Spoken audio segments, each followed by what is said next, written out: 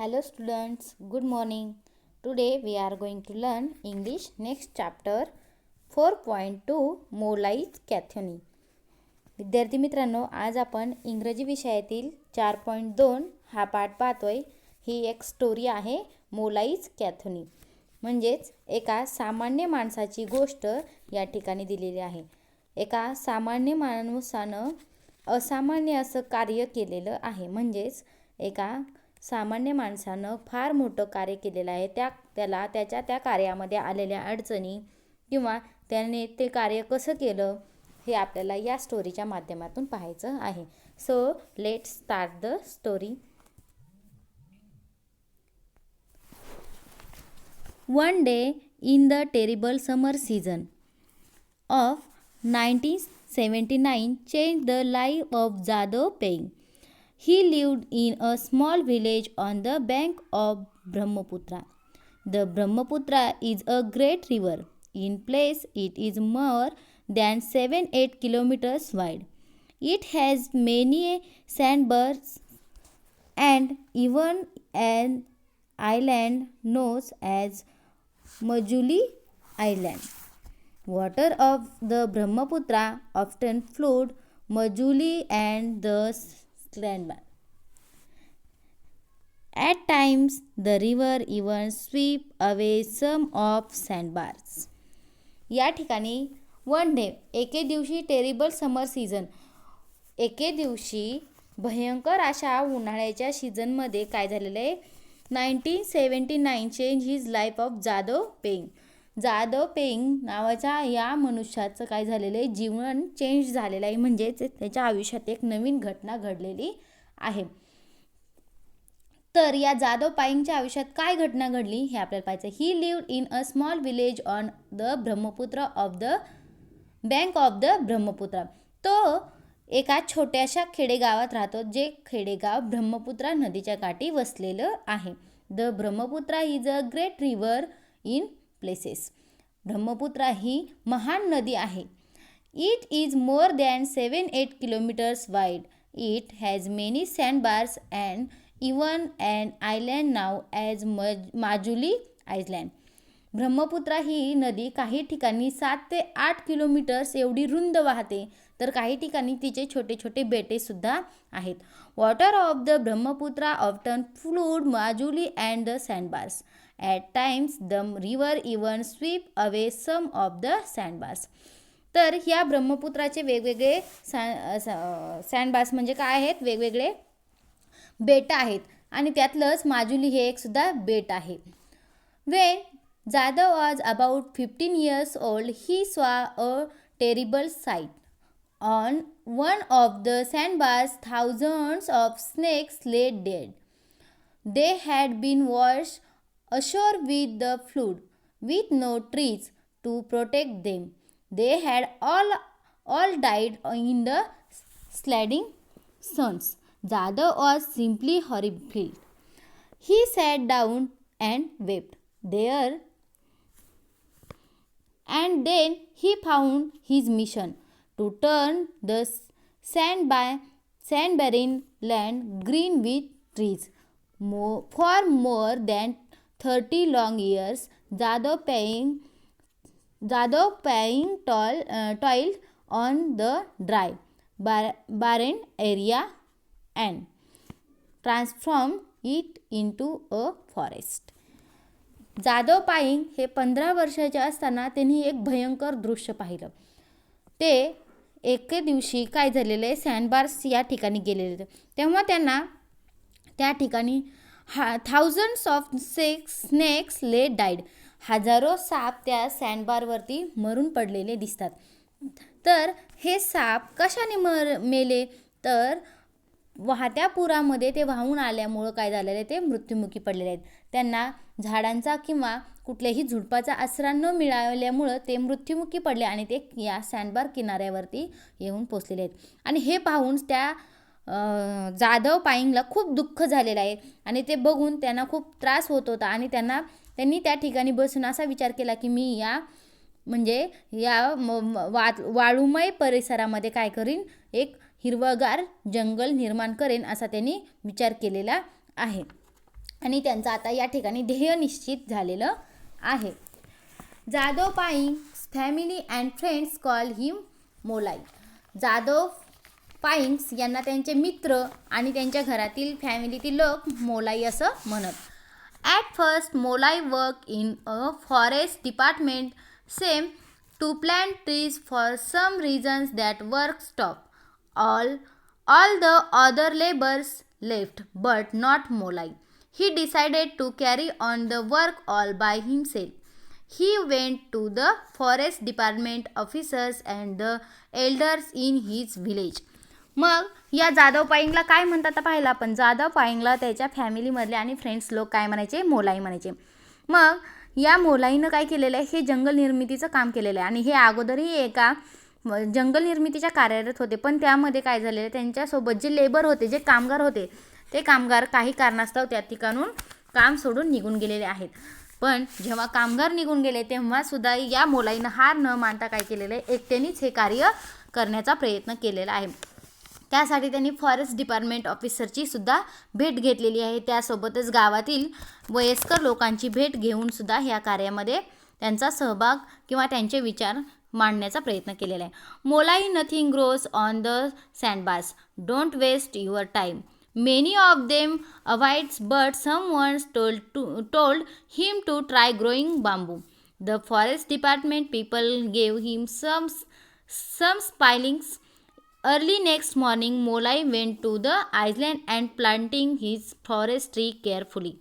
After that, he visited to island every day, watering and tending the plants with love.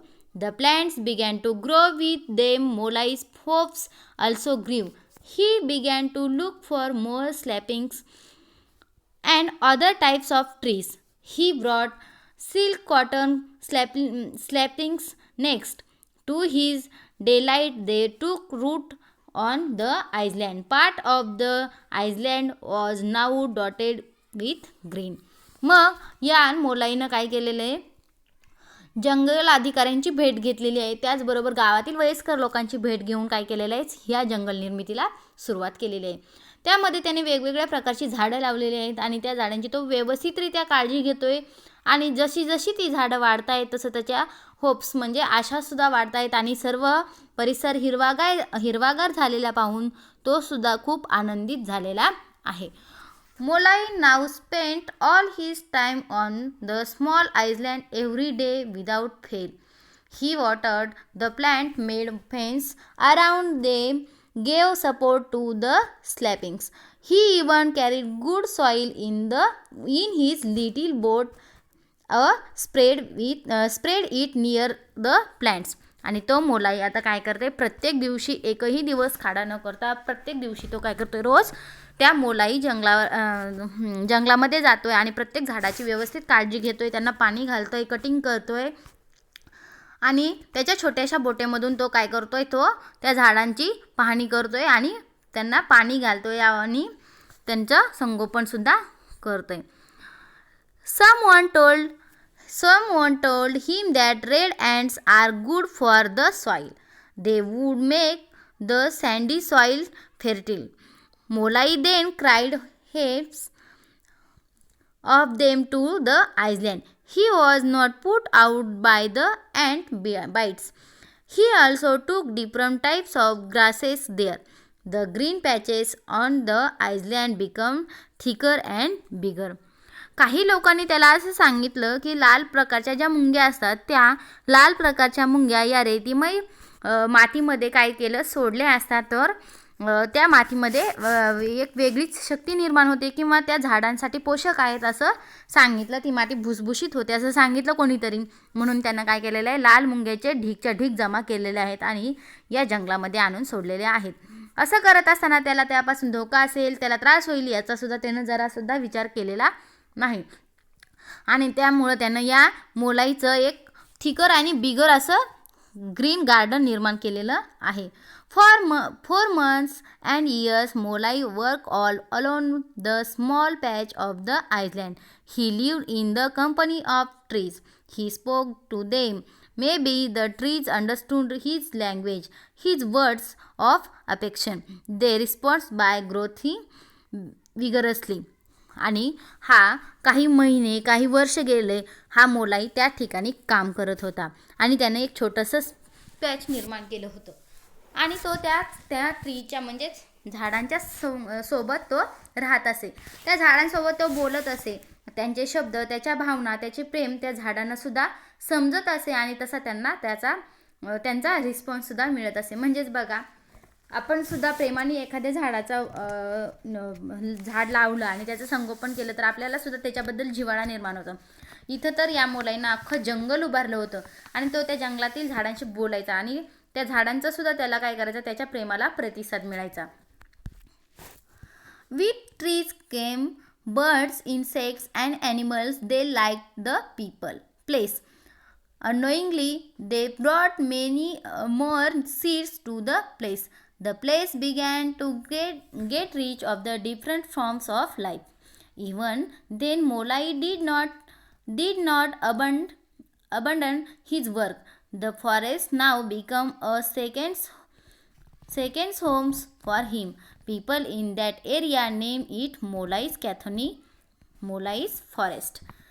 या मोलाईचं forest निर्माण झाल्यानंतर त्या ठिकाणी वेगवेगळ्या प्रकारचे पक्षी, प्राणी, कीटक यायला सुरुवात झाली आणि अप्रत्यक्षपणे काय झालेले आहे, तिथं वेगवेगळे प्राणी, पक्षी यायला लागलेले आहेत. त्यामुळे the place began to get rich with different forms of life. आणि हे एक असं आकर्षकरित्या नवीन प्रकारचं एक प्लेस तयार झालेला आहे आणि त्या प्लेसला काय नाव दिलं आहे, मोलाई कॅथोनी किंवा मोलाईचं जंगल. Today Molai's Kathonis covers an area of nearly 1,500 acres and with Molai's efforts it is growing every day. It houses thousands of different trees and plants and birds and animals including deers, apes and even rhinos and tigers. To cap it all, a herd of about 100 elephants has started visiting the forest every year. They stay there for about 3 months.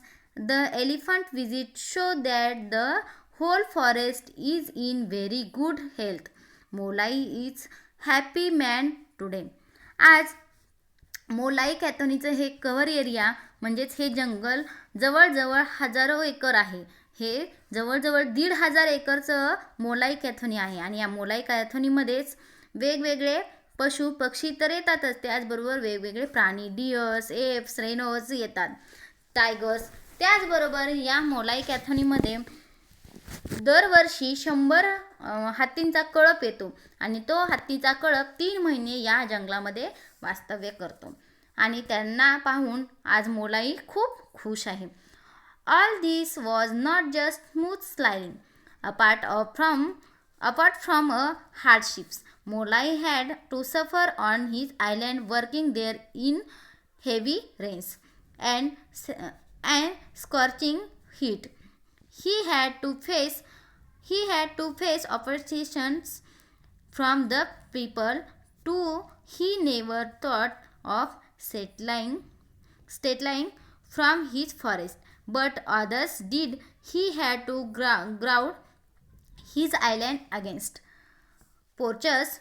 When people wanted to cut down the trees, he shoot up in their defense like a rock. You will have to cut me before you cut this tree, he warned.